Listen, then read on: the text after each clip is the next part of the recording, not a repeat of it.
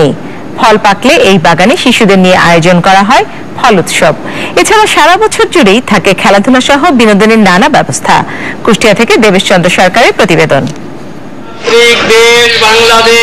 কুষ্টিয়া শহর থেকে প্রায় 15 কিলোমিটার দূরে কুমারখালী উপজেলার কয়া গ্রাম। নাসির উদ্দিনের বাড়িটাও এই গ্রামের গড়াই নদীর তীরে।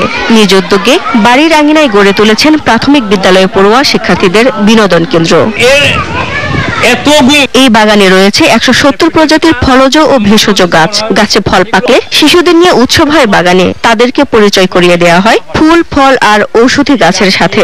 পড়াশোনার জন্য একটি পাঠাগারও করেছেন তিনি। খেলাধুলার পাশাপাশি শিশুদের শেখানো হয় গান, কবিতা, নাটক। আমরা সবাই মিলে ছবি আঁকি, আর্ট করি, খেলি।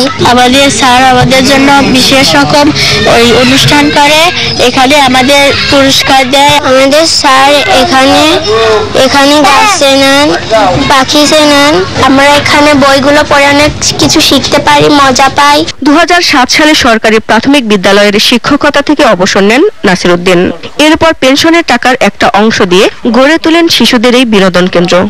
কেউ সহযোগিতা করুক আর না করুক, আমি মৃত্যুর আগ পর্যন্ত আমার এই পেনশনের টাকা দিয়ে আমি কাজ করে যাব। তারপরে কোনো প্রতিষ্ঠান, কোনো ব্যক্তি সাহায্য সহযোগিতা করলে তা আরো বাচ্চাদের ওই এখানে আসার খেলাধুলা, বইপত্র পড়ার সুযোগ পাবে।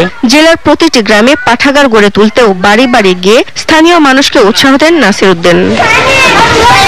দীপ্ত বার্তা কক্ষ।